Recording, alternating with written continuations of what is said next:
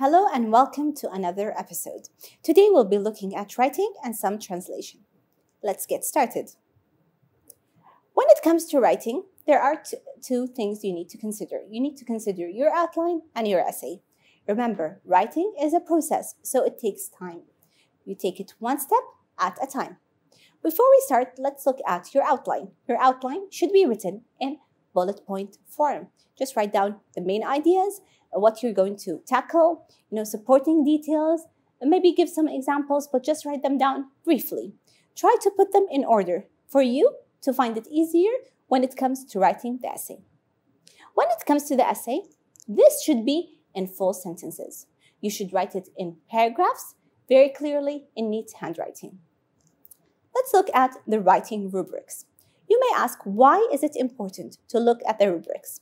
Well, if you want to write a good essay, it's important to look at what you're going to be assessed on. We're going to look at a number of things. So, for you to produce a good essay, you need to make sure that you cover all aspects of it.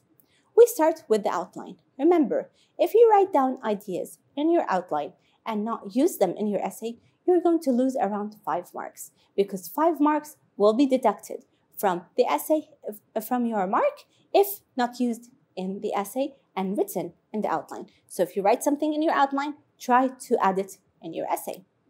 Also, you'll be assessed on your exposition of ideas and your coherence. What do I mean by exposition of ideas? I mean how you present the ideas, how you show them to us, how you write them down, and how coherent they are. Coherence is how they all fit in. So when it comes to writing, it's not simply just copy, paste, and memorizing, listing down what you memorize. It's about how you, as a writer, think of these ideas, how you write them down, and make them all mend and mix together. Then it comes to what? It comes to the number of sentences and paragraphing. If you're asked to write 14 sentences, try to stick to the sentence, what they're asking for. Don't go over the top. Don't write 30. But you can write 14, 15, 16, around that. Don't go over the top and don't write less than what's asked for you. Also, remember to use paragraphs. You're going to be using 4 paragraphs minimum for the introduction, body 1, body 2, and your conclusion. If you don't use paragraphs and you write the whole thing in 1 paragraph, you're going to be losing some marks because you're using the wrong format. Around 20 marks will be deducted if you change the format that you're asked for. Also, you'll be assessed on your spelling, grammar, and punctuation, as well as handwriting. Handwriting plays a big role in your writing.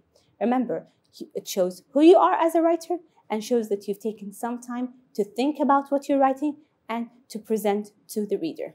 Try to use it clear handwriting, slow down. And now, let's get started. How can I start the writing question? How can I answer this question? Well, I need to understand a few basics before we start. What is a sentence? A sentence, as we've already established, is a set of words complete in itself. So one sentence starts with a capital letter, ends with a full stop. We then move on to have what? To have our paragraph. A paragraph is a group of sentences all together talking about one topic or one idea. Each idea has one separate paragraph. And then we move on to what? We move on to the essay. Your essay is all the paragraphs you've written, all with the many ideas, talking about what? One topic. And that's the essay. This is a sample sentence. Your sentence should look something like that. Your paragraph should look like what you see on the screen here. It should always be indented, have a space before on the first line, just indent the first line only. It should look like this. And now, this is how your essay should look like. A group of paragraphs, all listed nicely for you. Remember, your indentation should be on the same line. So if you indent, as you can see on the screen, all the indentations start at the same line. Don't indent one here and the other one here. No, try to make them all under the same line. Parallel and symmetrical. And now it's time to look at the new type of essay we're going to look at today. Today, we'll be looking at the argumentative essay. Fear not, it's not scary. In fact, the argumentative essay is really easy to answer, to write, as long as you know what it means. An argumentative essay lists two opposing views. So you're going to be talking about two views regarding one topic. So one topic, two views. You have to present these two views. In the first paragraph, you're going to present what? Your point of view, what you believe in. So you have to choose one side and write about it. And that is where we write our claim. Then, in the second body paragraph, we write the opposing view and we refute it. When I say refute it, I mean show why it's weak or why it's wrong. This is basically the rebuttal. And then finally, we have our conclusion where we summarize the whole thing. When do we use argumentative essays, or where do we see them? We usually see them in articles, in magazines, maybe, in places where they're very formal. And when you write an argumentative essay, remember you're going to be showing two points of views. However, they do not necessarily need to be balanced. In fact, you're going to be focusing on the point of view you're defending, you're claiming to be correct, and refuting the other one. So your focus is on your point of view. However, you're going to show both sides to make sure that your argument is more convincing. Show the other side, why it's weak, and then move on. And now it's time to start the argumentative essay. As you can see here on the screen, this is the outline of your essay. You're going to be starting with your introduction. In the introduction, you're going to have your hook and your claim. Then you're going to have body 1 with your claim and your supporting ideas or your evidence. Then you're going to have your counterclaim in body 2 and your rebuttal. Rebuttal is where you refute, you show it's wrong. And then finally, you have your conclusion, where you either summarize the whole thing or paraphrase the introduction. And remember, you're going in your conclusion, when it comes to an argumentative essay, you always have to restate your claim and show why it's correct. So in an argumentative essay, remember to say your claim again. It's okay to repeat yourself. In fact, it's advised that you do that. Let's look at it one step at a time. Remember, we talked about the hook, and we said the hook is a sentence that attracts the reader's attention. It makes the reader willing to read your essay, and that's what we're going to start with. But what about the claim? The claim could be the most important part of an argumentative essay because it writes down what you're going to talk about. How do we do that? We'll see in a few minutes. Now comes the counterclaim. Counterclaim means the opposing view. It's an essay, it's an argument that you are going to refute. You're going to show that it's wrong. You're going to show why it's weak. So show your argument. This is the claim. Counterclaim is the opposing view with your rebuttal, how you're going to prove it's wrong. This is a sample of an argumentative introduction. It should look something like this.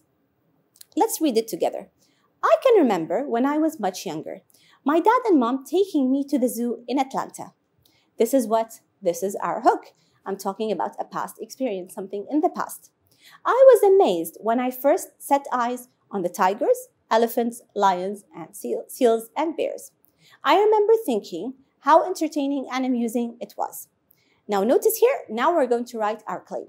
Now, as I have grown older, it's become clear to me, animals should not be caged for our entertainment.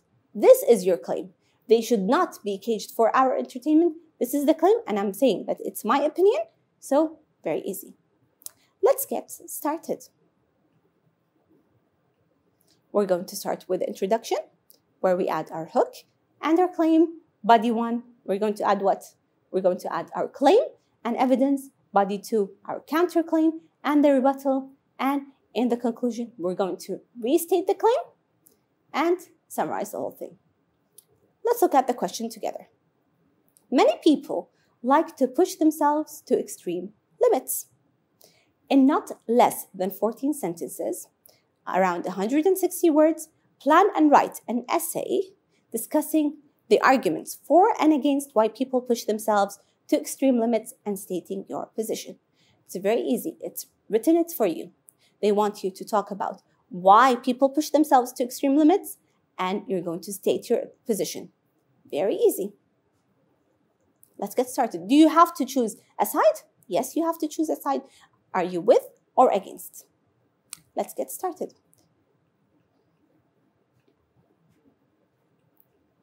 In your introduction, we'll start with a hook. Many people like to push themselves to extreme limits. Some people argue that it has a lot of benefits, whereas others disagree. And now we're going to write our claim. In my opinion, because it's my claim, I'm claiming it's correct. In my opinion, pushing yourself to the limit is the only option. I'm showing you my claim, what I think, and a reason is the only option. As it results is like because. As it results in great accomplishments and even wealth. So when you read this, when you read my claim, you're going to know that in body 1, I'm going to talk about pushing yourself to the limit is the only option. I'm going to show you how it results in great accomplishments, and I'm going to show you how it results in wealth. Very easy. This is what we say when we talk about the introduction, showing the reader what they're going to read about. Let's look at body 1. In body 1, remember we said we're going to write the claim, which we mentioned earlier, and provide supporting ideas and evidence for it. We start with a claim that we mentioned in the introduction. See, it's like a process. You're going to use the last thing you wrote about and add it in the next part. Pushing yourself to the limit has many benefits. Claim. In fact, there are many examples of people pushing themselves and making amazing accomplishments, as well as fame and wealth. Here this is my supporting idea. Zaid al-Rifa'i is a great example. I've provided you with an example of Zaid al-Rifa'i. I'm going to explain more on that. Ever since he has got a lot of attention and has become an example of people pushing themselves to the limit. So here I'm showing you it results in great wealth and accomplishments. I'm telling you about someone who did that, Zaid al-Rifa'i, and I'm showing you that he got lots of attention and he's been pushing himself to the limit. Then I'm going to wrap the whole thing. That is why people are encouraged to push themselves out of their comfort zone. When it comes to argumentative essays, when you want to end body 1, remember you want to defend and prove that your claim is correct. That's why you repeat it. That is why people are encouraged to push themselves to the limit. Now let's look at the counterclaim. How do you write that?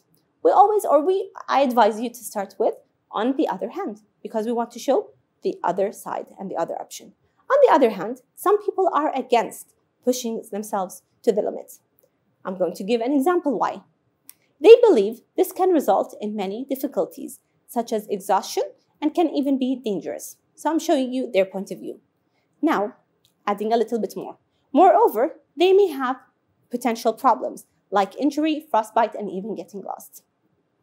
Now, what comes the rebuttal, where I'm going to show that what they're claiming is incorrect. However, remember we talked about this when we were talking about grammar. These comparative and contrastive connectors will help you in your writing. However, now I'm going to be talking about something completely different. However, this is not an enough excuse. This is not an enough excuse for not pushing yourself, as fear will leave you with nothing. So when you use however, you're going to talk about something completely different. And if you decide not to push yourself, what are you doing? It results you with nothing. And this brings us to the conclusion. In your conclusion, we're going to restate the claim and paraphrase the introduction. In conclusion, it is true that beating the record is exciting. However, it's not easy. I'm showing it's exciting, it's not easy.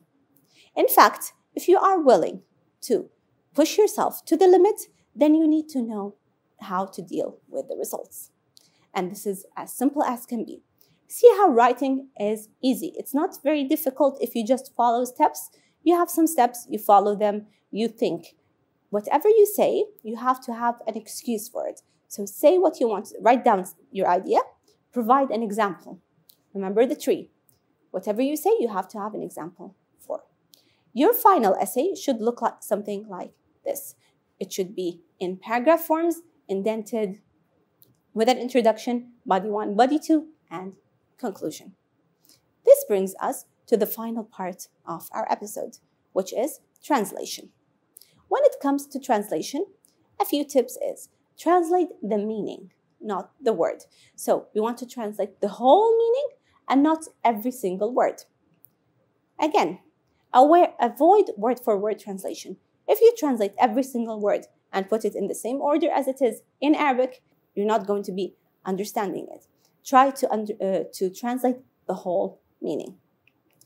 Also, if you don't know a word, there's a word you're not sure of, don't leave a blank space for it. Just fill in the sentence with the meaning, because we said we were after meaning, not word-for-word translation.